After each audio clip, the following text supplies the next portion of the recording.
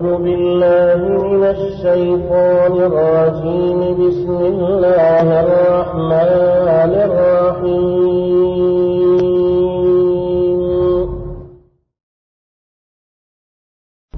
وأنكحوا الأيام منكم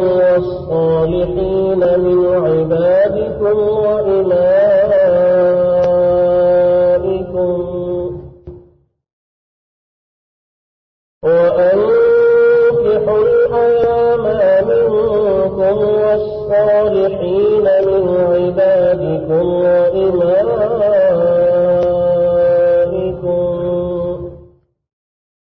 إن كانوا فقراء يغنهم الله من فضله والله واسع عليم. وليستعفف الذين لا يجدون نكاحا حتى يغنيهم الله من فضله والذين يبتغون الكتاب ممن ملكت أيمانكم فكاتبوهم إن علمتم فيهم خيرا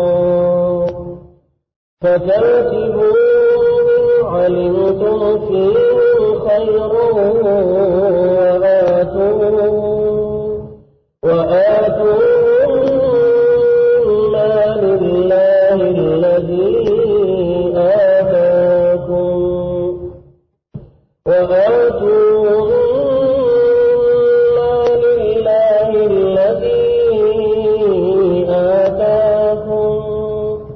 ولا تكرهوا فتياتكم على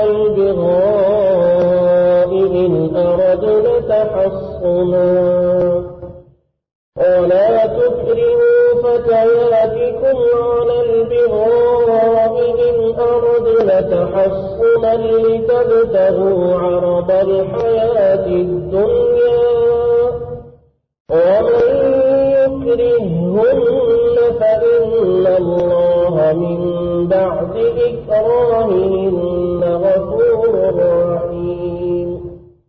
ولقد أنزلنا إليكم آيات مبينات ومثلا من الذين خلوا من قبلكم وموعظة للمتقين. سورۃ النور کی یہ آیت نمبر 32، 33 اور 34 تین اہم آیات ہیں. آیت نمبر 32، 33 اور 34 ان تین آیات میں 8 نئے اہم مسائل کو بیان کیا جا رہا ہے جن کا تعلق اسی اخلاقیات کے شعبے سے ہے. ہم نے بتایا کہ سورۃ النور یہ ہر آیت اور ہر آیات کا مجموعہ اخلاقیات کے بارے میں ایسے الہی قوانین عوام کو بتاتا ہے جن پر عمل درآمد کرنے سے مسلم معاشرے کے اندر ہر گھر ہر خاندان میں اخلاقیات کا دورہ ہوگا اور یہ جو بد اخلاقی بدکاری اور جرائم اور گناہ ہے یہ ختم ہو جائیں گے. اس لیے شروع آیت سے لے کر یہاں تک جو کچھ بھی بتایا جا رہا ہے وہ یہی ہے کہ ان اہم مسائل کو صحیح طریقے سے آپ سمجھیں، ان مسائل کو سمجھیں اور اس پر عمل کرنے کی نیت سے سمجھیں اور ہر مسلمان مرد اور عورت اس مجموعے کو، ان آیات کو، پورے قرآن کا یہ معاملہ ہے، یہ تلاوت جب ہم کریں سمجھ کے اس نیت سے کہ یہ میرے لیے ہے، یہ ہم سب کے لیے ہے. تو ان آیات میں ارشاد فرمایا کہ وَأَنكِحُوا الْأَيَامَ مِنكُمْ وَالصَّالِحِينَ مِنْ عِبَادِكُمْ وَإِمَائِكُمْ إِنْ يَكُونُوا فُقَرَاءَ يُغْنِهِمُ اللَّهُ مِنْ فَضْلِهِ وَاللَّهُ وَاسِعٌ عَلِيمٌ. معاشرے میں وہ لوگ، وہ نوجوان جن کی ابھی شادی نہیں ہوئی، یا وہ جو شادی کے بعد کسی وجہ سے ان کی حالت بدل گئی، یعنی شوہر کا انتقال ہو گیا تو یہ بیوہ ہو گئی، یا بیوی کا انتقال ہو گیا تو یہ بغیر بیوی کے ہیں، یا وہ نوجوان جن کی ابھی شادی ہی نہیں ہوئی، مرد ہو یا عورت، تو فرمایا کہ وَأَنكِحُوا الْأَيَامَ مِنْكُمْ، اور نکاح کر دو الایام منکم، اپنے لوگوں میں سے ان کا جو بے نکاح ہو۔ ایام یہ جمع ہے ایم کی، ایم کہتے ہیں ہر اس مرد اور عورت کو جو شادی شدہ نہ ہو۔ اس میں دونوں شامل ہیں، وہ بھی شامل جس کی ابھی شادی ہوئی نہیں، اور وہ بھی شامل کہ جس کی شادی کے بعد معاملہ ختم ہو گیا، دونوں اس میں شامل ہیں۔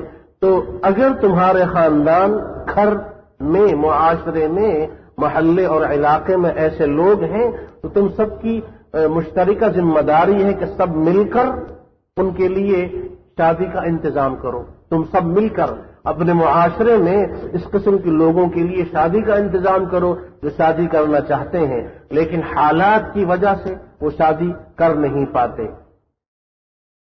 تو ایام منکم یہ ایک مسئلہ۔ دوسرا مسئلہ والصالحین من عبادکم و امائکم، تمہارے غلاموں میں اور نوکروں اور ملازموں میں مرد ہو یا عورت، عبادکم و امائکم، غلام اور لونڈیاں، ان میں اما کی جمع اور عباد عبد کی جمع، وہ دیندار پاک دامن رہنے والے۔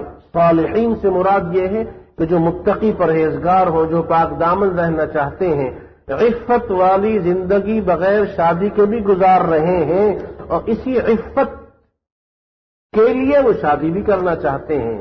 اس قسم کے لوگ اگر ہیں تو ان کی شادی کا انتظام کرو۔ ان یکونوا فقراء، اگر یہ فقیر ہیں، یغنیہم اللہ من فضلہ، اللہ تعالی ان کو غنی کر دے گا اپنے فضل سے۔ واللہ واسع علیم، اللہ وسعت والا، علم والا ہے۔ ولیستعفف الذین، اور وہ لوگ اپنے آپ کو گناہوں سے بچائے رکھیں، اپنے آپ کو پاک دامن رکھیں۔ الذین، وہ لوگ لا یجدون نکاحا، جو نکاح کی طاقت نہیں رکھتے، حتی یغنیہم اللہ من فضلہ، یہاں تک کہ اللہ تعالی ان کو غنی کر دے اپنے فضل سے۔ والذین یبتغون الکتاب، اور وہ لوگ کہ جو اپنے لیے آزادی چاہتے ہیں۔ کتاب یہ مکاتبہ، یہ فقہی اصطلاح ہے مکاتبہ۔ مکاتبہ کے معنی ہے کوئی غلام یا لونڈی اپنے مالک سے یہ معاہدہ کریں کہ اگر ہم آپ کو اتنے عرصے میں اتنے پیسے دے دیں تو آپ ہمیں آزاد کر دیں گے، اس کو مکاتبہ کہتے ہیں۔ مما ملکت ایمانکم، جو تمہارے غلام یا جو تمہاری لونڈیاں ہیں۔ فکاتبوہم، تم ان کے ساتھ مکاتبت کرو، یعنی ان کی اس بات کو مان لو۔ ان علمتم فیہم خیرا، اگر تم ان کے ہاں خیر پاتے ہو، اگر تم ان کے ہاں خیر پاتے ہو، یعنی تم یہ سمجھتے ہو کہ جو کچھ وہ کہہ رہے ہیں اس میں وہ سچے ہیں۔ وآتوہم من مال اللہ الذی آتاکم، اللہ نے تم کو جو مال دیا ہے اس مال میں سے ان کو بھی دو، ان کی مدد کرو، تمہیں اللہ نے دیا تم ان کو دو۔ اور اس کے بعد فرمایا کہ وَلَا تُكْرِهُوا فَتَيَاتِكُمْ عَلَى الْبِغَاءِ، تو وَأَنكِحُوا الْأَيَامَ مِنكُمْ، آیت نمبر 32 میں پہلا مسئلہ اور پہلی چیز جو بیان ہوئی وہ یہ ہے وَأَنكِحُوا الْأَيَامَ مِنكُمْ، اپنے معاشرے میں، خاندان میں، محلے میں، پڑوس میں، اپنے احباب جاننے والوں میں جتنے لوگ بھی بغیر شادی کے ہیں، اگر وہ شادی کرنا چاہتے ہیں اور ان کو شادی کرنی چاہیے، ان کے لیے شادی کا انتظام کرو، یہ پہلا مسئلہ۔ اور دوسرا والصالحین من عبادکم و امائکم، اور تیسرا ان یکونوا فقراء یغنیہم اللہ من فضلہ واللہ واسع علیم۔ اور چوتھا مسئلہ ولیستعفف، جب تک شادی نہیں ہوئی انہیں چاہیے کہ وہ اپنے آپ کو پاک دامن رکھیں، گناہوں سے دور رہیں۔ اور پانچواں مسئلہ والذین یبتغون الکتاب، وہ لوگ جو آزادی چاہتے ہیں پیسے یا کسی چیز کے عوض، اور چھٹا مسئلہ وآتوہم من مال اللہ الذی آتاکم، تم ان کی مالی مدد کرو۔ اور ساتواں مسئلہ یہ ہے ولا تکرہوا فتیاتکم، اور اپنی لونڈیوں کو اس بات پہ مجبور نہ کرو علی البغاء کہ وہ بدکاری کریں، ان اردنا تحصنا، اگر وہ پاک دامنی چاہتی ہیں، لتبتغوا عرض الحیات الدنیا، تاکہ تم دنیاوی فائدہ حاصل کر سکو۔ دنیاوی فائدے اور پیسہ کمانے کے لیے تم ان کو گناہوں پہ مجبور کرنا چاہتے ہو، یہ جائز نہیں ہے۔ وَمَن يُكْرِهُنَّ، آٹھویں بات یہ وَمَن يُكْرِهُنَّ، جو ان کو مجبور کرے گا، فَإِنَّ اللَّهَ مِن بَعْدِ إِكْرَاهِهِنَّ غَفُورٌ رَحِيمٌ، تو اللہ تعالیٰ ان کے مجبور کیے جانے کے بعد بخشنے والا مہربان ہے، ان کی مغفرت ہو جائے گی، اس لیے کہ یہ گناہ نہیں کرنا چاہتی، ان کو تو مجبور کیا جا رہا ہے، لیکن جو مجبور کر رہا ہے گناہ پر ان کی پکڑ ہوگی۔ اور آخری بات یہ فرمائی آیت نمبر 34 میں کہ یہ جو آیات ہم نے نازل کی ہیں یہ بڑی صاف اور واضح ہیں، ان میں کوئی شک و شبہ نہیں ہے، کوئی شبے والی بات نہیں ہے، کوئی مبہم بات نہیں ہے، کوئی ایسی بات نہیں ہے کوئی شخص یہ کہے کہ صاحب یہ تو میرے سمجھ میں نہیں آ رہا۔ تو یہ دیکھو صحیح طریقے پہ سمجھ لو، سن لو، پڑھ لو، غور کرو۔ وَلَقَدْ أَنزَلْنَا إِلَيْكُمْ آيَاتٍ مُبَيِّنَاتٍ۔ دوسری چیز وَمَثَلًا مِّنَ الَّذِينَ خَلَوْا مِن قَبْلِكُمْ، تم سے پہلے جو قومیں گزری ان کی مثالیں بھی بیان کر دیں۔ وَمَوْعِظَةً، وعظ و نصیحت کے لیے للمتقین، جو اللہ سے ڈرتے ہیں۔ یہ اہم مسائل ان آیات میں بیان کیے گئے۔ تو سب سے پہلی چیز یہ ہے وَأَنكِحُوا الْأَيَامَ مِنكُمْ وَالصَّالِحِينَ مِنْ عِبَادِكُمْ وَإِمَائِكُمْ۔ سورۃ النور کی ان 3 آیات کا یہ مجموعہ، جو سب سے پہلی چیز جس طرف ہماری توجہ مبذول کرائی جا رہی ہے وہ یہ ہے کہ مسلمان اپنے معاشرے میں بدکاری کو روکنے کے لیے جن اسباب کو اختیار کریں، ان اسباب میں سب سے اہم سبب یہ ہے کہ وہ لوگ، مرد ہوں یا عورت، جن کی شادی نہیں ہوئی یا شادی کے بعد بیوہ ہو گئی یا بیوی کا انتقال ہو گیا، تو سب سے پہلی چیز یہ کہ ان کے لیے شادی کا انتظام کیا جائے۔ اور وہ لوگ جن کو اللہ نے مال دیا، وہ لوگ جن کو اللہ نے اثر اور رسوخ دیا، وہ لوگ کہ جو خاندانوں یا قبیلوں کے بڑے، فلاں قبیلہ فلاں قبیلہ فلاں قبیلہ، یہ جو قبیلوں اور خاندانوں کے بڑے ہیں یہ ان کی ذمہ داری ہے۔ اور وہ لوگ جو اثر رسوخ رکھتے ہیں ان کی ذمہ داری ہے، اور وہ کو جو حکومت میں ہیں ان کی ذمہ داری ہے، اور وہ کو جن کو اللہ نے مال دیا ان کی ذمہ داری ہے کہ وہ مردوں اور عورتوں میں ان مسلمانوں کو تلاش کریں جو شادی کرنا چاہتے ہیں اور جو کسی وجہ سے ابھی تک ان کی شادی نہیں ہو سکی، فوراً ان کی شادی کا انتظام کیا جائے۔ اگر ایسا نہیں ہوگا تو معاشرے میں بدکاری اور حرام کاری اور فساد عام ہو جائے گا۔ اس لیے ضروری ہے وَأَنكِحُوا الْأَيَامَ مِنكُمْ وَالصَّالِحِينَ مِنْ عِبَادِكُمْ وَإِمَائِكُمْ، یہ انتظام کرو۔ اور اگر کوئی مشکل ہے وہ مشکل اللہ تعالی دور کر دے گا، اور فرمایا کہ اس کے کئی حل ہیں۔ ایک حل یہ ہے جن لوگوں کے پاس پیسہ ہے، مال ہے، وہ ان کی مدد کریں اور شادی ہو۔ اور دوسرا حل یہ ہے کہ وہ اپنے آپ کو پاک دامن رکھیں اور اللہ سے دعا کرتے رہیں۔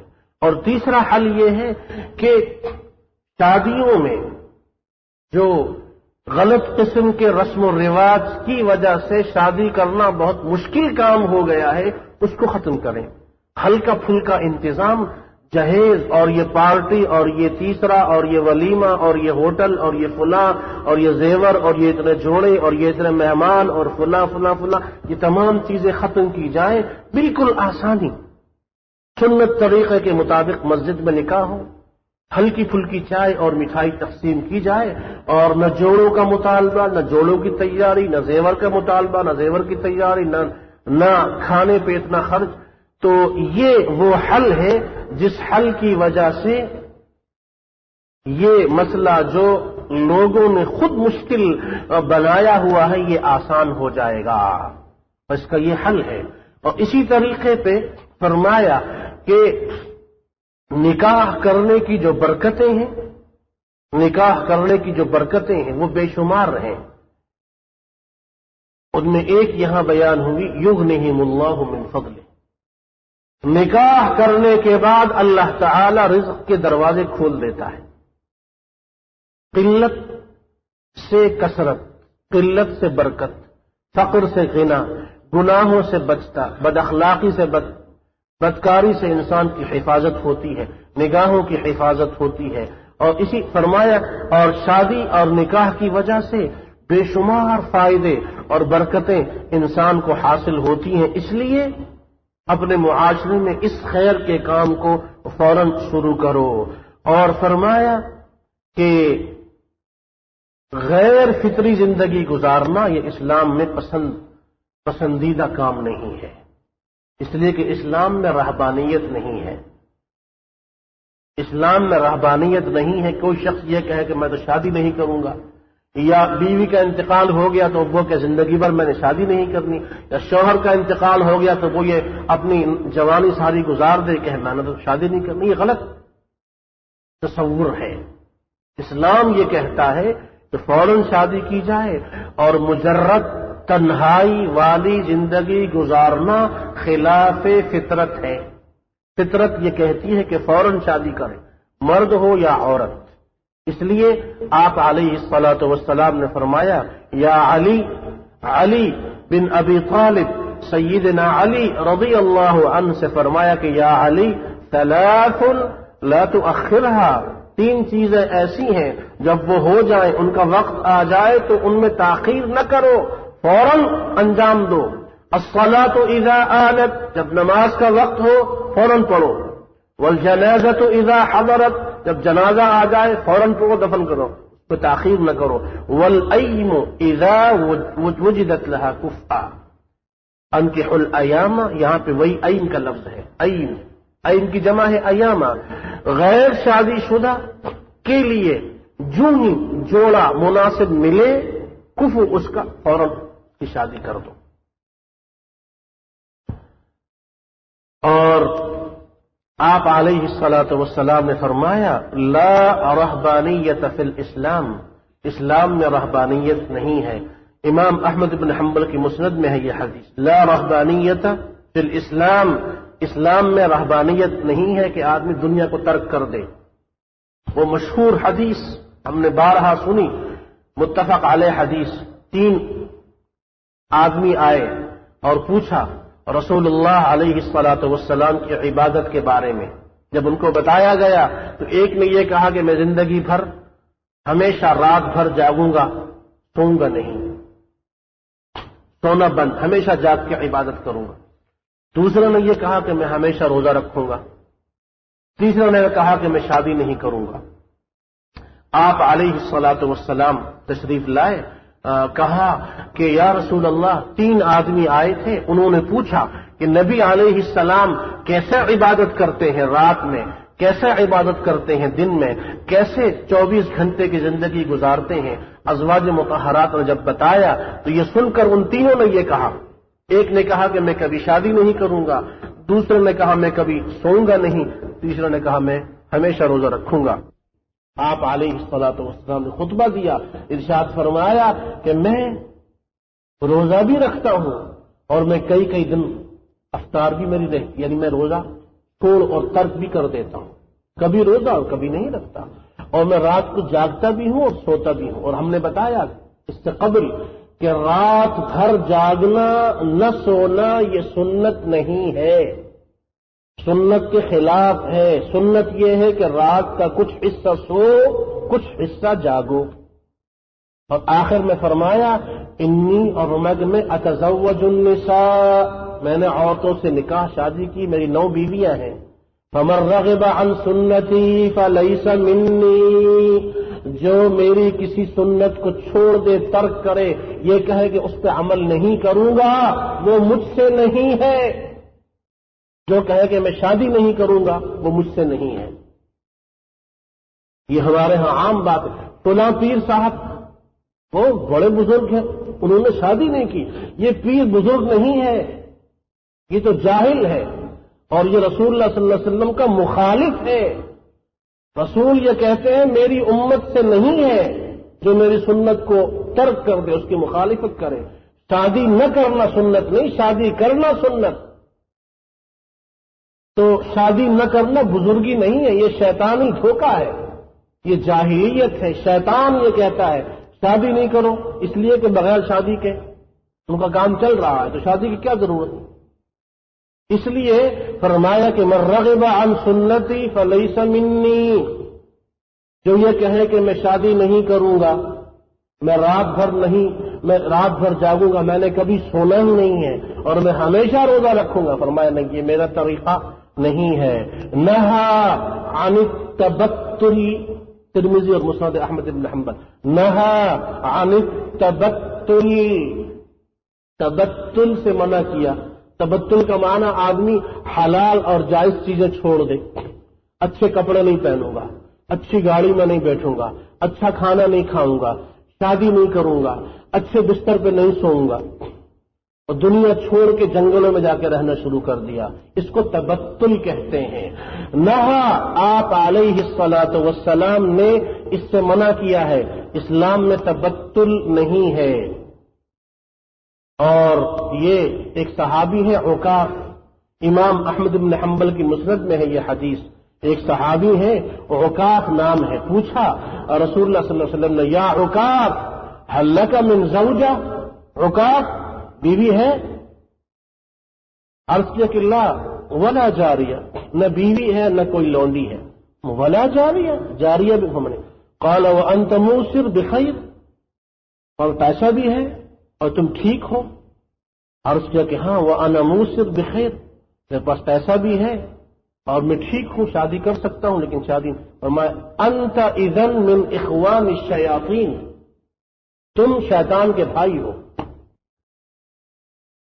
وہ جو شادی کرنے کی طاقت رکھتا ہے پھر بھی شادی نہیں فرمایا تو تم شیطان کے بھائی ہو. تو شادی نہ کرنا یہ کمال نہیں. کمال اور جو چیز مطلوب ہے وہ یہ شادی کرو. اور فرمایا کہ یہ بھی سمجھ لو کہ شادی کسی وجہ سے اگر نہیں کر سکتے تو پاک دامن رہو, اپنے آپ کو پاک دامن رکھو. اس لیے فرمایا وَلْيَسْتَعْفِفْ, اور وہ لوگ پاک دامن رہیں, الَّذِينَ لَا يَجِدُونَ نِكَاحًا, جو کسی وجہ سے شادی نہیں کر سکتے. آپ علیہ الصلاۃ والسلام نے فرمایا متفق علیہ حدیث میں, یا معشر الشباب, اے نوجوانوں, من استطاع منکم الباءۃ فلیتزوج, تم میں سے جو بھی شادی کرنے کی طاقت رکھتا ہے فوراً شادی کر لے. فإنه اغض للبصر, آیت نمبر 30 اور 31 میں کیا حکم ہے؟ قل للمؤمنین یغضوا من ابصارہم, شادی اور نکاح کے فائدے کیا ہیں؟ اغض للبصر, نگاہوں کی حفاظت ہوتی ہے. احصن للفرج, شرمگاہ کی حفاظت ہوتی ہے. ومن لم یستطع, اور جو شادی نہیں کر سکتا فعلیہ بالصوم, نفلی روزے رکھے. فإن له وجاء, یہ اس کے لیے ڈھال ہے, بچاؤ ہے. شادی نہیں کر سکتے نفلی روزے رکھو, شادی نہیں کر سکتے نفلی روزے رکھو. اور جو بیویوں سے دور ہیں وہ بھی نفلی روزے رکھے. ہم نے بتایا ریال کمانے کے لیے اور ڈالر کمانے کے لیے, اور لندن میں ہمارے جو دوست, میں نے ان سے بھی کہا پونڈ کماتے ہو تم, اور یہ بیویوں سے دور رہنا شرعاً 6 مہینے سے زیادہ بیوی سے دور رہنا شرعاً جائز نہیں ہے. کسی کی اشد شدید مجبوری ہو معاملہ الگ ہے, پیسے کمانا یہ کوئی مجبوری نہیں ہے. شادی کے بعد بیوی سے دور رہنا یہ بجائے خود کبیرہ گناہ ہے. تو اگر مجبوری ہے تو نفلی روزے رکھو. یہ نہ کہ کوئی رات بغیر کبیرہ گناہ اور حرام کاری فلمیں اور ویڈیو ڈش کے نہیں، اس کے بجائے اللہ سے توبہ کرو، قرآن کی تلاوت، اللہ کا ذکر، استغفار کی کثرت، درود شریف کی کثرت، اور نفلی روزے. اگر گناہ سے بچنا چاہتے ہو نفلی روزے رکھو. وہ جو شادی نہیں کر سکتے یا وہ جو بیویوں سے دور ہیں نفلی روزے رکھو. اور ایک موقع پہ ایک نوجوان نے یہ اجازت طلب کی کہ اگر آپ اجازت دیں تو میں اپنا ایسا علاج کرواؤں کہ میں نامرد ہو جاؤں، جس کو عام زبان میں خصی کہتے ہیں. تو آپ نے فرمایا کہ نہیں، یہ جائز نہیں ہے. علیک بالصیام، تم روزے رکھو، روزے رکھو اگر تم اپنے آپ کو گناہوں سے بچانا چاہتے ہو. تو نوجوانوں کے لیے درس مصطفی، مصطفیٰ علیہ الصلاۃ والسلام کا درس، وعظ، حکم، نصیحت نوجوان امت مسلمہ کے نوجوانوں کے لیے یہ ہے کہ نگاہوں کی حفاظت کرو، شرمگاہوں کو بچاؤ.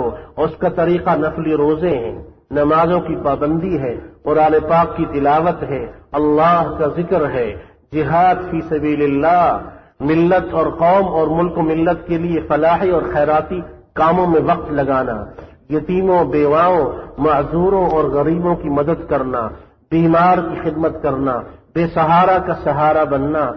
یہ چیزیں اس میں اپنا وقت لگا کر اپنے آپ کو مشغول رکھو. لیکن اس معاشرے میں جو ہمارے ہاں ہوتا ہے کہ نوجوان کس طریقے سے اپنے آپ کو گناہ سے بچائے، اسے کوئی یہ نہیں بتاتا کہ نفلی روزہ تمہارے لیے رکھنا ضروری ہے. اس کے خاندان کے لوگوں کو یہ فکر نہیں ہے کہ اس کی عمر اتنی ہو گئی، اس کی شادی ہو جانی چاہیے. کہتے ہیں اپنے پاؤں پہ کھڑا ہو جائے تو پھر شادی کریں. اب پاؤں پہ کھڑے ہونے کے لیے 35-40 سال کی عمر ہو جاتی ہے. اس لیے کہ والد صاحب بھی یہ چاہتے ہیں کہ پیسہ ہمیں کما کے دے، والدہ بھی چاہتی ہے کہ ہمیں پیسے ملیں، بہن بھائی بھی اسی کی کمائی کے لیے بیٹھے. اب یہ کولوں کا بیل کہ اس کی طرح یہ لگا رہتا ہے. جب 40-45 سال عمر ہوئی پھر کوئی رشتہ نہیں ملتا اور یہ گناہوں کی زندگی گزرتی ہے. نہ گھر والوں کو فکر لڑکے کی کہ اس کی شادی ہونی چاہیے، نہ خاندان والوں کو فکر. خاندان والے اس وقت داماد بنائیں گے جب وہ ٹھیک ٹھاک پیسے کمائیں. اس لیے کہ ہمارے ہاں دینداری نہیں دیکھی جاتی، سیرت نہیں دیکھی جاتی، اخلاق نہیں دیکھا، صرف پیسہ بس. اسی کی وجہ سے معاشرے میں بگاڑ ہے. بیٹیاں بوڑھی ہو گئیں، لڑکے بوڑھے ہو گئے، حرام کاری عام ہے، صرف اس وجہ سے کہ ہم اپنے بیٹوں اور بیٹیوں کی شادیاں نہیں کرتے. پیسے کی وجہ سے، جہیز کی وجہ سے خاندان میں ناک کٹ جائے گی. برادری والے کیا کہیں گے؟ بیٹی کے ساتھ کچھ نہیں دیا. اب وہاں سے مطالبہ ہے کہ داماد ڈاکٹر ہے، انجینئر ہے اور فلاں ہے، گاڑی بھی ہونی چاہیے اور راڈو گھڑی بھی ہونی چاہیے.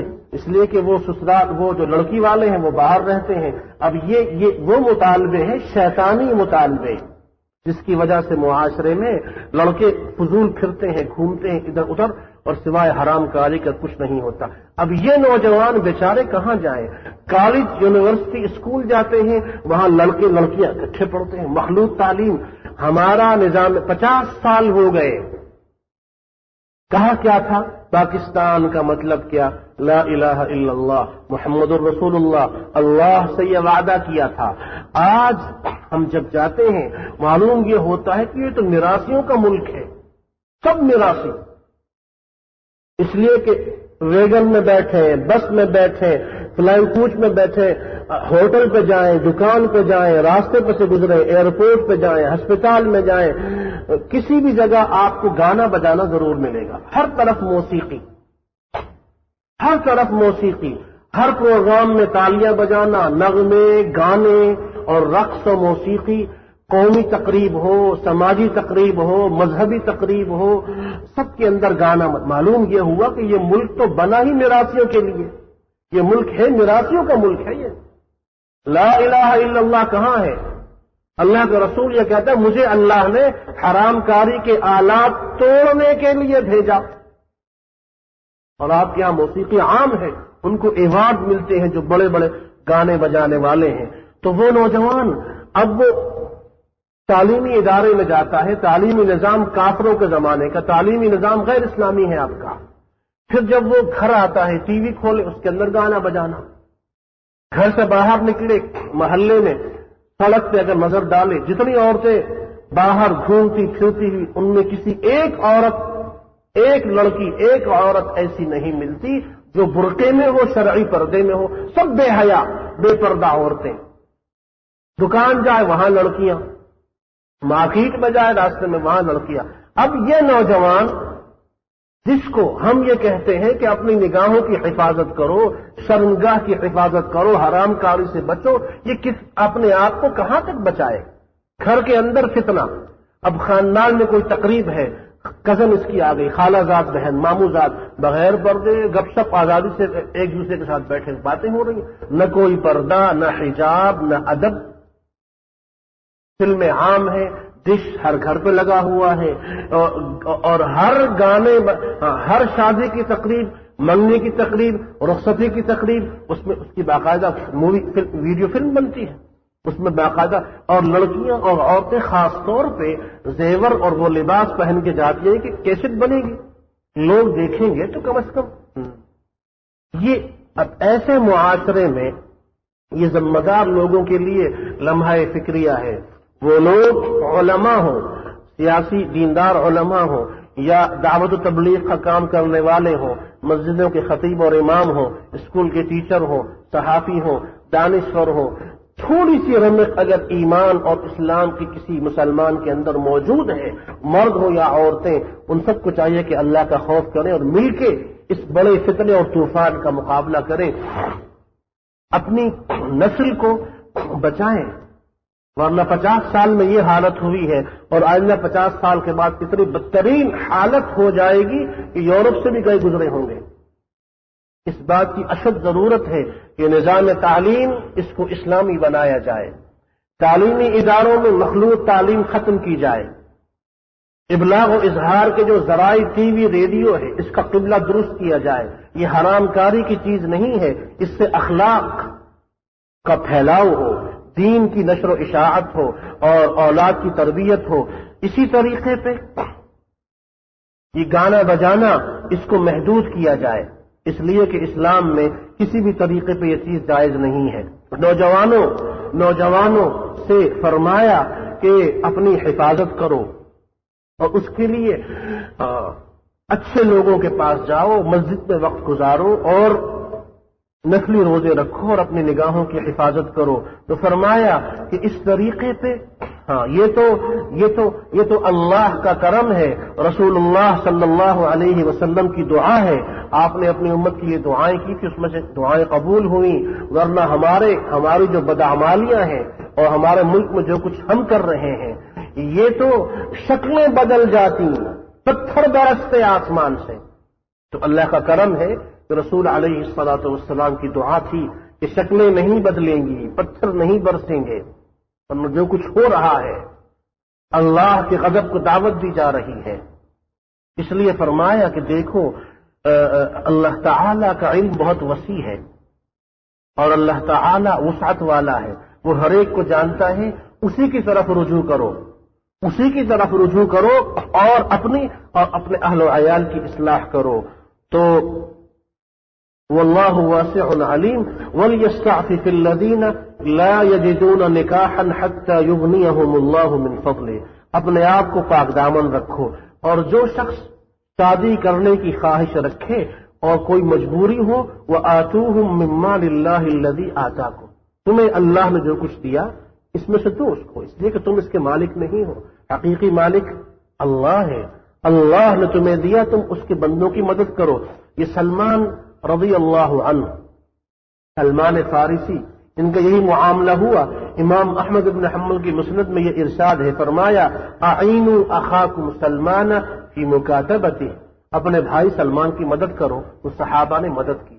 اس سے ہمیں یہ سبق ملا کہ ہمارے خاندانوں اور پڑوس اور احباب اور جاننے والوں اور مسلمانوں میں ایسے کوئی لوگ اگر موجود ہوں جو شادی کرنا چاہتے ہیں اور کسی مالی یا دوسری کسی مجبوری کی وجہ سے شادی نہیں ہو رہی، تو ہم سب کو مل کے ان کے لیے کوشش کرنی چاہیے۔ تمام وہ نوجوان مرد اور وہ عورتیں جو کسی اس قسم کی وجہ یا اس قسم کی وجوہات کی بنا پہ شادی نہیں ہو سکتی، ان کے لیے شادی کا انتظام کریں، اور یہ اللہ کے ہاں بہت بڑے اجر اور ثواب کی بات ہے۔ صلی اللہ وسلم علی سیدنا محمد وعلی آلہ وسلم۔ أعوذ بالله من الشيطان الرجيم بسم الله الرحمن الرحيم وأنكحوا الأيام منكم والصالحين من عبادكم وإمائكم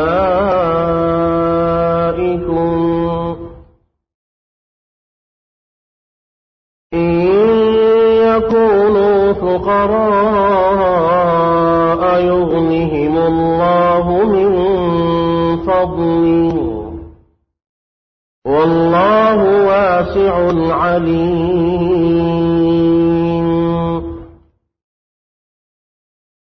وليستعفف الذين لا يجدون نكاحا حتى يغنيهم الله من فضله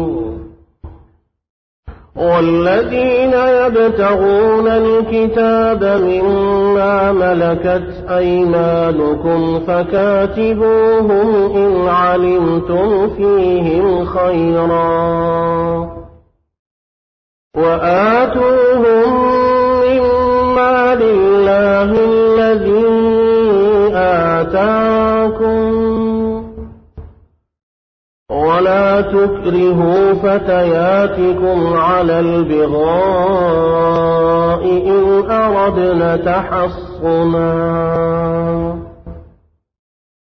إن أردنا تحصنا لتبتغوا عرض الحياة الدنيا ومن يكرهن فإن الله من بعد إكراههن غفور رحيم ولقد أنزلنا إليكم آيات مبينات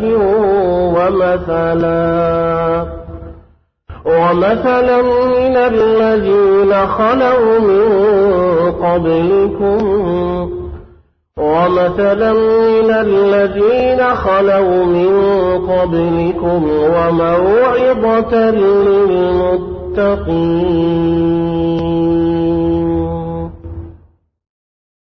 سورۃ النور کی یہ 3 آیات ہیں، آیت نمبر 32، 33 اور 34۔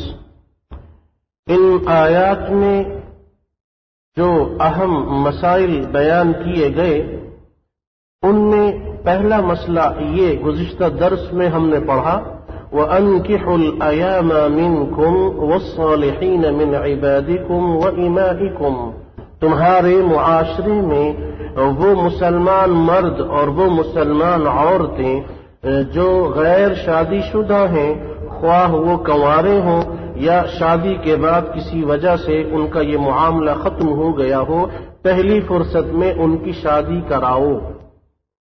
اور دوسرا مسئلہ والصالحین من عبادکم و امائکم، اپنے ملازموں اور اپنی نگرانی اور ماتحت لوگوں میں جو لوگ بھی اس قسم کے ہوں، نوجوان مرد اور نوجوان عورتیں یا سنجیدگی کی عمر والے لوگ، ان کی شادی کا بھی فوراً انتظام کرو۔ اور وہ لوگ کہ جو مالی مجبوری کی وجہ سے شادی نہیں کر سکتے، فرمایا کہ وہ اللہ کے توکل پہ تھوڑا بہت جو بھی ان کی حیثیت ہے اس کے مطابق فوراً شادی کریں، اللہ تعالی ان کو اپنے فضل خاص سے غنی کر دے گا اور مالی مشکلات ختم ہو جائیں گی۔ علماء اور محدثین اور مفسرین نے ارشاد فرمایا کہ سورۃ النور کی آیت نمبر 32 کا یہ ٹکڑا ہمیں بتاتا ہے کہ مال کے حصول کے لیے جو جائز طریقے ہیں، مال کی برکت کے لیے جو ذرائع ہیں، ان میں ایک ذریعہ، ایک طریقہ، ایک راستہ یہ شادی کرنا ہے۔ شادی کرنے سے غنا آتا ہے، فقر و فاقہ دور ہوتا ہے، اور اس کی ظاہری وجوہات بھی ہیں اور اس کی حقیقی وجوہات بھی ہیں۔ جو حقیقی وجوہات ہیں وہ یہ ہے کہ شادی کے بعد اللہ تعالی مہربانی فرماتا ہے، اور ظاہری وجوہات میں یہ ہے کہ وہ لوگ کہ جو شادی سے قبل کسی وجہ سے اپنے اندر ہمت نہیں پاتے یا سستی اور کاہلی کی وجہ سے کام نہیں کرتے، ان کو بھی شادی کے بعد فکر ہو جاتی ہے کہ اب تو کچھ نہ کچھ کرنا چاہیے۔ یہ ظاہری وجہ ہے کہ شادی کے بعد انسان زیادہ محنت کرتا ہے تو فقر و فاقہ ختم ہو جاتا ہے، اس لیے کہ کئی ایسی چیزیں ہیں جن کی وجہ سے اسے محنت کرنا پڑتی ہے، اور حقیقی طور پہ یہ کہ اللہ برکت دیتا ہے، اس لیے کہ اللہ نے فرمایا ان یکونوا فقراء یغنہم اللہ من فضلہ، اگر وہ فقیر ہیں شادی کر لیں تو فقر و فاقہ ختم ہو جائے گا۔ تو غریبوں کی غریبی کا علاج خاندانی منصوبہ بندی میں نہیں ہے، جیسا کہ انسانی شیطان اور ابلیس کی روحانی اولاد کہتی ہے، بلکہ فقر و فاقے کا علاج شادی ہے، اور فقر و فاقے کا علاج خوب کثرت سے زیادہ بچے پیدا کرنا ہے، جیسا کہ خود قرآن یہ کہتا ہے اور آپ علیہ الصلاۃ والسلام نے فرمایا کہ زیادہ بچوں اور زیادہ امت اور زیادہ اولاد کی وجہ سے مجھے اپنی امت پہ فخر کرنے کا موقع ملے گا۔ اس لیے یہ ابلیس کی روحانی اولاد جو بکواس کرتی ہے یہ چھوٹ، اور پھر یہ ظالم بدبخت اس طرف نہیں کبھی سوچتے، اور نہ ان سے کوئی یہ کہتا ہے کہ ملکی وسائل کو جو تم دونوں ہاتھوں سے لوٹ رہے ہو، قومی خزانے کو جو تم کھا رہے ہو، اور جو وسائل غلط استعمال ہو رہے ہیں، ان کو اگر صحیح طریقے پہ استعمال کیا جائے تو معاشرے سے فقر و فاقہ ختم ہو سکتا ہے، اور جو ظلم ہوتا ہے، سر عام کبیرہ اور حرام کاریاں ہوتی ہیں، اس کی وجہ سے اللہ نے برکت اٹھا لی۔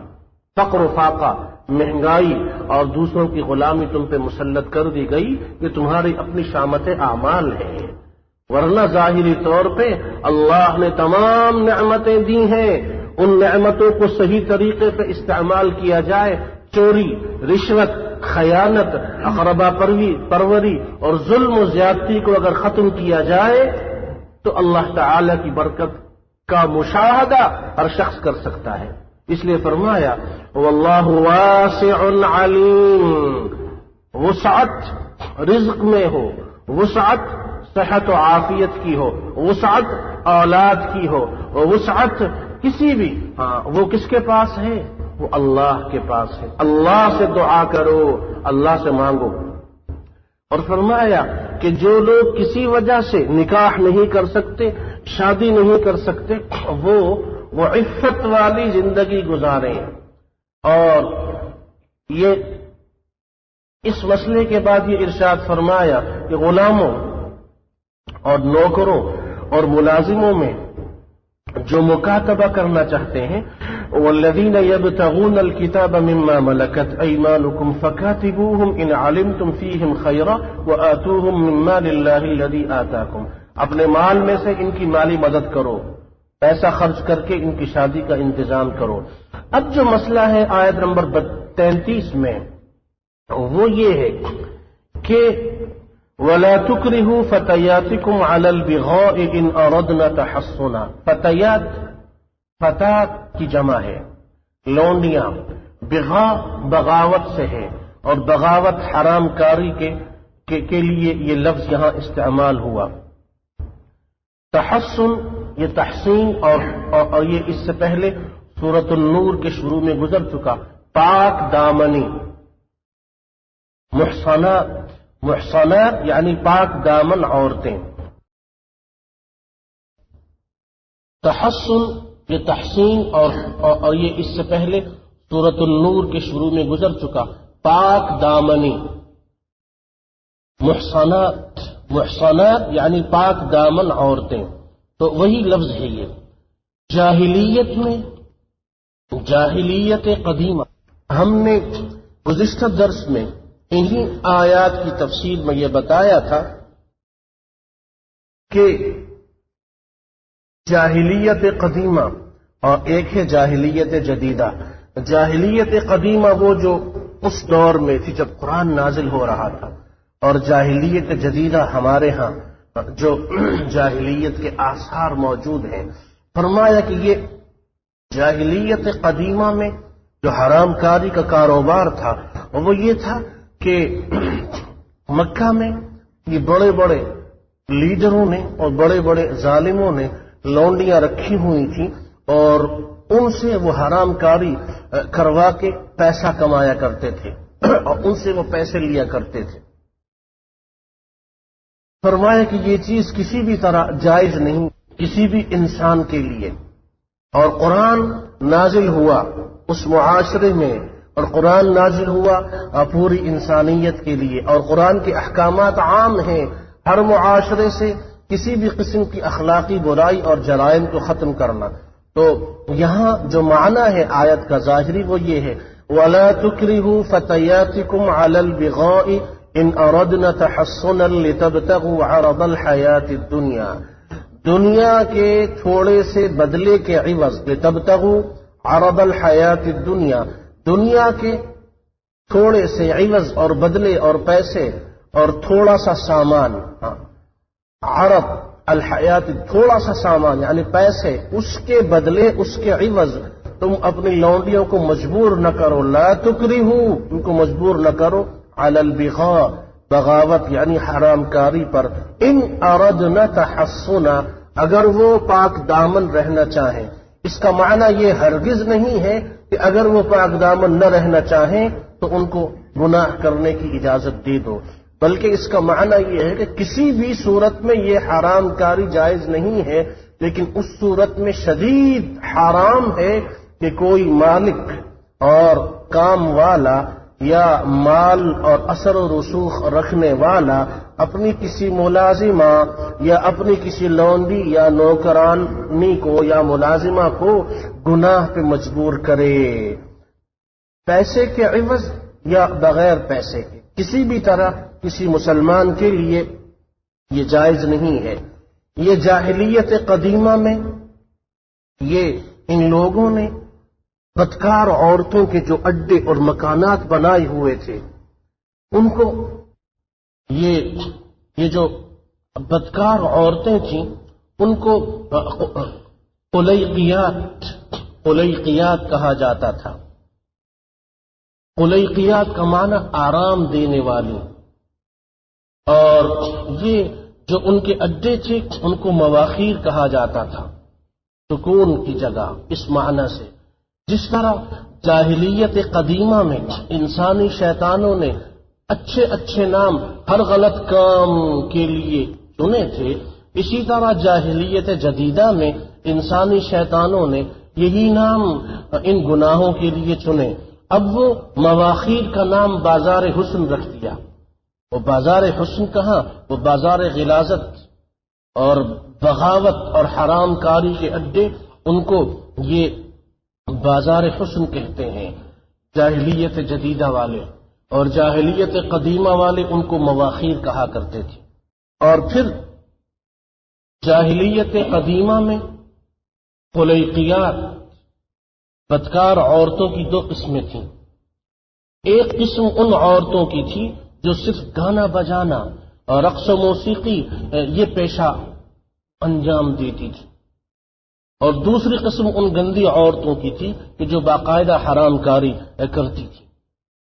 جاہلیت جدیدہ میں بھی ان کی یہی دو قسمیں ہیں۔ ایک قسم ان عورتوں کی ہے جو فلموں میں کام کرتی ہیں، جن کو اداکارہ کہا جاتا ہے، یا وہ صرف گانا بجانا، جن کو القاب بھی ملتے ہیں اور جن کو ایوارڈز بھی ملتے ہیں۔ جاہلیت جدیدہ میں یہ گندی عورتوں کی ایک قسم یہ ہے کہ صرف گانا بجانا یا کسی چیز کے اشتہار کے لیے ماڈلز جو بنی ہوئی عورتیں ہیں یہ، یا اسٹیج پہ آ کے وہ ڈراموں میں کام کرتی ہیں، ٹی وی فنکارہ یا فلم یا اسٹیج کی فنکارہ ان کو کہا جاتا ہے۔ یہ بھی جاہلیت جدیدہ میں گندی عورتوں کی ایک قسم ہے، جیسا کہ جاہلیت قدیمہ میں یہ قسم موجود تھی، وہ بھی صرف گانے بجانے کا کام کرتی تھی۔ اور جاہلیت قدیمہ میں دوسری قسم ان گندی عورتوں کی تھی، وہ گندی عورتوں کی دوسری قسم جاہلیت جدیدہ میں بھی موجود ہے۔ اسی لیے آپ علیہ الصلاۃ والسلام نے فرمایا لا مساعات فی الاسلام، اسلام میں حرام کاری کا دھندا اور پیشہ نہیں ہے۔ یہ چیز، یہ جس کو پراسٹیٹیوشن کے نام سے انگریزی میں کہا جاتا ہے، مخصوص نام رکھا حرام کاری کا، اور اس حرام کاری کے ذریعے پیسے کمانے کا۔ جاہلیت قدیمہ میں یہ دو قسم کی حرام کاری ہوتی تھی۔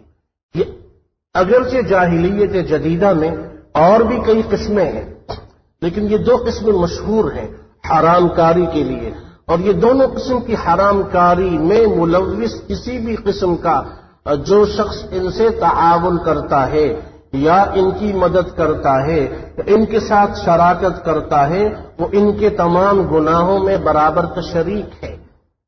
ان کے گانے نشر کرنا، ان کی ہمت افزائی کرنا، ان کی عزت افزائی کرنا، ان سے محبت کرنا، ان کی تصویریں اپنے گھروں میں لگانا، یا کسی بھی قسم کا تعاون، اور وہ جان لے کہ اس کا حشر انہی کے ساتھ ہوگا۔ دنیا میں جس سے محبت کرتے ہو، جس سے تمہارا تعلق ہے، اسی اور انہی کے ساتھ تمہارا حشر بھی ہوگا، اور جن ابلیس کی روحانی اولاد کی تم سرپرستی کرتے ہو، تمہارا حشر انہی کے ساتھ ہوگا۔ تو فرمایا کہ یہ حرام لا مساعات فی الاسلام، اسلام میں کسی بھی قسم کی حرام کاری کی اجازت نہیں ہے۔ نہ ٹی وی ڈرامے کے ذریعے بے حیائی پھیلانا، یہ بھی حرام کاری کی ایک قسم ہے، اور باقاعدہ حرام کاری کے اڈے جہاں بنے ہوئے ہوں، یہ کھلے عام اللہ کے غضب کو دعوت دی جا رہی ہے۔ اسلام کا نام لیتے ہوئے زبانیں نہیں تھکتی ان کی، کہاں ہے ان کا اسلام؟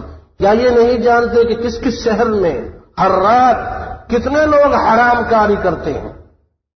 اللہ کے غضب کو دعوت دینا ہے کہ نہیں؟ کیوں حرام کاری کے اڈے بند نہیں ہوتے؟ ان عورتوں کو کیوں مجبور نہیں کیا جاتا کہ یا یہ نکاح کر کے پاک دامنی کی زندگی گزاریں اور یا ان کو سزا دی جائے؟ سب کو علم ہے، چھوٹے افسر سے لے کے اعلیٰ عہدے دار تک، کہ شہروں میں کہاں کہاں حرام کاری ہو رہی ہے اور کہاں کہاں شراب پی جاتی ہے، کن کن کے ہاں پارٹیوں میں شراب اور زنا عام ہوتا ہے۔ کیوں ان کے ہاتھ نہیں کاٹے جاتے؟ کیوں ان کو سر عام کوڑے نہیں لگائے جاتے؟ کیوں معاشرے سے حرام کاری تم بند نہیں کرتے؟ مظلوم عورتوں کی خرید و فروخت کیوں بند نہیں ہوتی؟ کیوں بچیوں کا اغوا ختم نہیں ہوتا؟ کون ذمہ دار ہے اس کا؟ عمر رضی اللہ عنہ وہ یہ کہتے ہیں کہ ایک بغلہ، ایک کتا یا ایک جانور اگر فرات کے کنارے پیاس سے مر جائے، لسأل اللہ لم لم تصلح لها الطریق یا عمر، اللہ مجھ سے پوچھے گا یہ جانور پیاسا کیسے مر گیا تیری خلافت میں اے عمر۔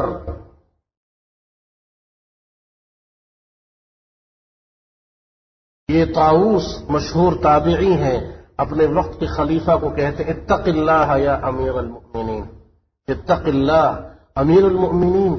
ہزار و قطار روتے ہیں، فرمایا کہ نصیحت کرو، فرمایا نصیحت کیا کریں؟ ہم نے سنا کہ ایک پتھر جہنم میں پھینکا گیا یا امیر المؤمنین، اور وہ پتھر 70 سال تک گرتا رہا یا امیر المؤمنین۔ مسلمانوں کے حکمراں، مسلمانوں کے افسر، ذمہ دار لوگوں سنو، کہا یا امیر المؤمنین ایک پتھر جہنم میں پھینکا گیا، 70 سال تک وہ گرتا رہا، اور 70 سال کے بعد وہ جہنم کی تہ تک پہنچا۔ کیا آپ جانتے ہیں امیر المؤمنین جس تہ تک وہ 70 سال کے بعد پہنچا، اس تہ والی جہنم کی وادی کس کے لیے بنائی گئی ہے؟ خلیفہ حکمراں یہ کہتا ہے نہیں اے امام ہم نہیں جانتے۔ فرمایا وہ ان لوگوں کے لیے بنائی گئی ہے جو حکمراں ہوتے ہیں اور اپنی رعایا میں عدل و انصاف اور اسلام کو قائم نہیں کرتے۔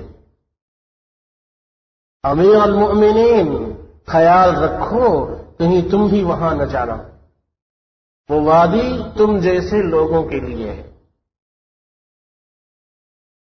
اس لیے فرمایا کہ یہ حرام کاری، یہ عمل حرام ہے، یہ عمل حرام ہے، اس عمل کی کمائی حرام ہے، اس عمل کی کمائی حرام ہے۔ آپ علیہ الصلاۃ والسلام نے فرمایا، ابو مسعود الانصاری رضی اللہ عنہ یہ کہتے ہیں کہ ان رسول اللہ صلی اللہ علیہ وسلم نہا عن ثمن الكلب ومہر البغی وحلوان الکاہن، متفق علیہ حدیث ہے کہ آپ صلی اللہ علیہ وسلم نے منع کیا ہے 3 چیزوں سے۔ ثمن الکلب، کتوں کے پیسے، کتے جو بیچتے اور خریدتے ہیں، کتوں کی خرید و فروخت کا پیسہ یہ حرام ہے۔ ومہر البغی، اور جو عورت بے حیائی والے کام کر کے پیسے کماتی ہے یہ حرام ہے۔ وحلوان الکاہن، نجومی اس کے پیسے حرام، جادو کرنے والے نجومی، اور یہ غلط قسم کے تعویذ وغیرہ کر کے پیسہ لینے والے، یہ سب اس میں شامل ہیں۔ کاہن میں ان سب کی کمائی حرام ہے۔ اسی طرح اپنا خون بیچنا یہ بھی حرام ہے۔ امام بخاری رحمہ اللہ تعالی نے صحیح بخاری میں اس ارشاد کو نقل کیا، ان رسول اللہ صلی اللہ علیہ وسلم نہا عن ثمن الدم وثمن الكلب وكسب الأمة ولعن الواشمة والمستوشمة وآكل الربا وموكله ولعن المصور۔ آپ علیہ الصلاۃ والسلام نے خون کے پیسے کو اس سے منع کیا، یہ حرام ہے۔ کتے کا پیسہ حرام ہے۔ اپنی ملازماؤں سے کام کروا کے پیسے لینا، نوکرانیوں سے غلط قسم کے کام کروا کے پیسے لینا یہ حرام ہے۔ اور آپ نے جسم گدنے اور گدوانے والی عورتوں پہ جو اپنی یہ پلکیں بناتی ہیں یا جسم کے اندر جو نشانات لگواتی ہیں عورتیں، ان پہ لعنت بھیجی، اور سود لینے اور سود دینے والے دونوں پہ لعنت بھیجی۔ وَلَعَنَ الْمُصَوِّرَ، فوٹوگرافر مصور پر لعنت بھیجی۔ اور امام مسلم رحمت اللہ علیہ نے صحیح مسلم میں یہ ارشاد نقل کیا، شر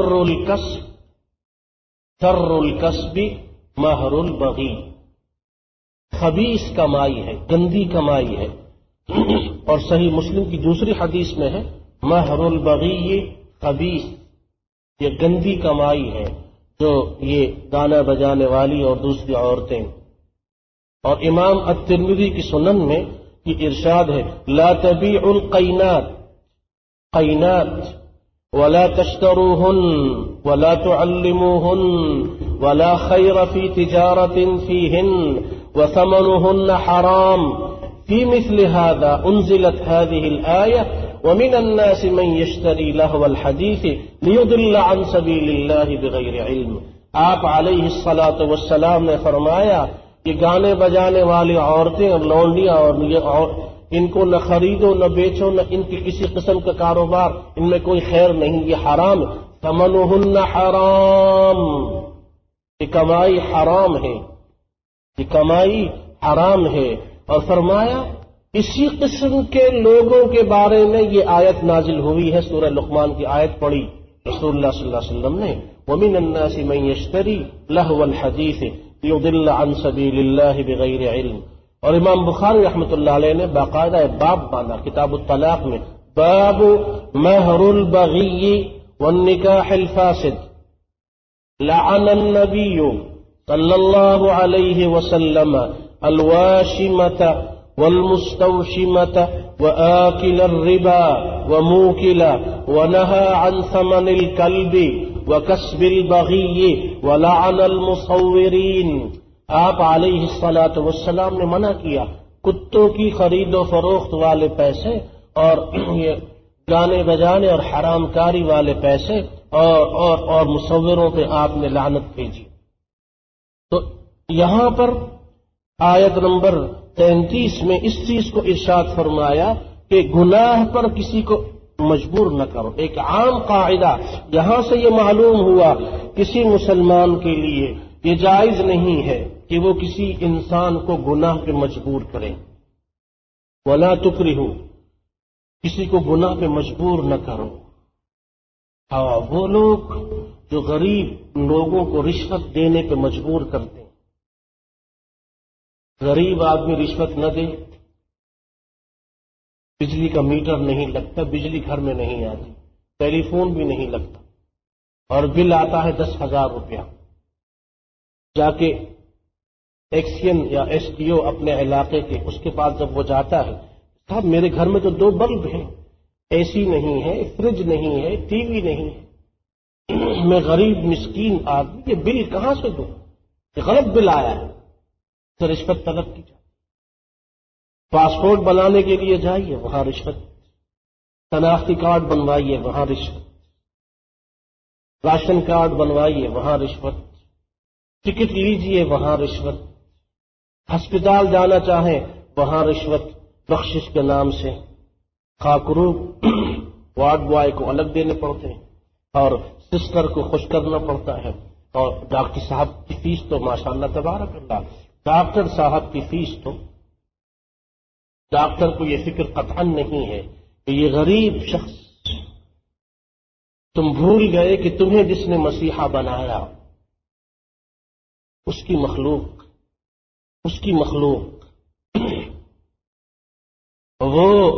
وہ خالق و مالک اپنی مخلوق کے ساتھ حسن سلوک کرنے کو اتنا پسند کرتا ہے کہ باغی اور گندی عورت جس کا ذکر ابھی ہم پڑھ رہے ہیں، اس کی کمائی حرام، یہ ملعون ہے، ملعونہ ہے.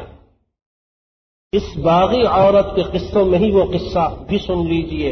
بنی اسرائیل کی ایک گندی عورت سفر کے دوران پیاسے کتے کو پانی پلایا. سفر کے دوران دیکھا پیاسا کتا ہے جو پیاس کی شدت کی وجہ سے مر رہا ہے. کنویں کے قریب گئی، وہاں کنویں کے قریب کوئی برتن نہیں ملا. اپنا کمر بند کھولا، جوتی کو اس میں لگایا اور کنویں میں لٹکایا، پانی نکالا اور اس پیاسے کتے کو پلایا. بار بار پانی نکال کے اپنا وہ دوپٹہ اور وہ کپڑا وہ نچوڑتی رہی اس کے منہ میں، اور جوتے میں جو پانی آتا وہ اس کے منہ میں ڈالتی. مسلسل کئی مرتبہ کے عمل کے بعد وہ کتا اس نے پانی پی لیا، شراب ہوا، اٹھا اور وہ چلا. اللہ کو اپنی اس مخلوق کتے کے ساتھ اس باغی عورت کا یہ برتاؤ اتنا پسند آیا، اس کی مغفرت کرتی. تم اللہ کی مخلوق پہ ظلم کرتے ہو، اللہ کی مخلوق کو رشوت دینے پہ مجبور کرتے ہو. اللہ نے فرمایا وَلَا تُكْرِهُ، کسی کو گناہ پہ مجبور نہ کرو. ایک مزاج بن گیا. صرف رشوت ہی نہیں، آپ دوسری ظلم اور زیادتی جو مسلمان معاشرے میں ہوتا ہے، یہ مسلمان کس چیز کا نام ہے؟ زبان ہاتھ سے دوسروں کو آپ ستاتے ہیں، حرام آپ کھاتے ہیں، رشوت آپ لیتے ہیں، سود آپ لیتے ہیں، رشتہ داروں کے حقوق آپ ادا نہیں کرتے بلکہ ان پہ ظلم کرتے ہیں، اللہ کی مخلوق کو آپ ستاتے ہیں اور حرام کاری کے آلات آپ سنتے اور دیکھتے ہیں. یہ مسلمانی کس چیز کا نام ہے؟ اس لیے فرمایا کہ مرنے سے پہلے توبہ کر لو. وَلَا تُكْرِهُ، کسی کو گناہ پہ مجبور نہ کرو. اور جو انسان مجبور ہو اس کو اس گناہ سے بچنے کے لیے کوئی راستہ نظر نہ آئے، مجبور ہو جائے اور وہ یہ گناہ کر بیٹھے، فَإِنَّ اللَّهَ مِن بَعْدِ إِكْرَاهِهِنَّ غَفُورٌ رَحِيمٌ، اللہ تعالیٰ اس کی مغفرت کر دے گا. جو مجبور ہو رشوت دینے پہ، وہ اس گناہ کو گناہ سمجھتے ہوئے کرے اور کہ اے اللہ تو جانتا ہے، تو دیکھ رہا ہے، میرے جسم کا ایک بال بھی یہ نہیں چاہتا کہ میں یہ گناہ والا کام کروں، لیکن میں مجبور کر دیا گیا ہوں، میرے سامنے کوئی راستہ نہیں ہے. اے اللہ یا تو اپنی مہربانی فرما، میرے لیے کوئی راستہ نکال. اللہ سے دعا کریں، کوشش کریں. اللہ تعالیٰ اپنے بندوں کے لیے راستہ نکالتا. ومن یتق اللہ یجعل لہ مخرجا. اور کبھی ایسا ہو کہ کوئی راستہ نہ ہو تو اللہ سے دعا کریں. اللہ نے فرمایا ومن یکرہن فإن اللہ من بعد اکراہہن، یہ خوشخبری ہے، من بعد اکراہہن، ان کے مجبور کیے جانے کے بعد، مجبور کر دیا گیا، اب آپ کے ہاتھ پر باندھ دیے گئے، آپ مجبور ہیں. من بعد اکراہہن تو کیا ہے؟ فإن اللہ غفور الرحیم. اور سنو یہ قصے اور یہ واقعات، یہ احکامات، یہ آیات اور تم سے پہلی قوموں کا ذکر اس لیے ہم نے کیا ہے کہ تم وعظ و نصیحت حاصل کرو، عبرت حاصل کرو. وَلَقَدْ أَنزَلْنَا إِلَيْكُمْ آيَاتٍ مُبَيِّنَاتٍ، واضح نشانیاں، احکامات. وَمَثَلًا، مثالیں بھی ہیں. پرانی قوموں کی مثالیں دیکھو، پڑھو، ان میں غور و فکر کرو. خَلَوْا مِن قَبْلِكُمْ، جو تم سے پہلے گزرے. وَمَوْعِظَةً لِّلْمُتَّقِينَ، اللہ سے جو ڈرتا ہے اس کے لیے ہر آیت میں نصیحت ہے. اللہ تعالی ہم سب کو واقعی اپنا حقیقی خوف نصیب فرمائے، اور اللہ ہمیں واقعی اپنے متقین بندوں میں سے بنائے. اللہ تعالی ہم سب کو اپنے صالح بندوں میں سے بنائے، اور اللہ تعالی ہم سب کی حفاظت فرمائے. صلی اللہ وسلم علی سیدنا محمد وعلی آلہ وصحبہ.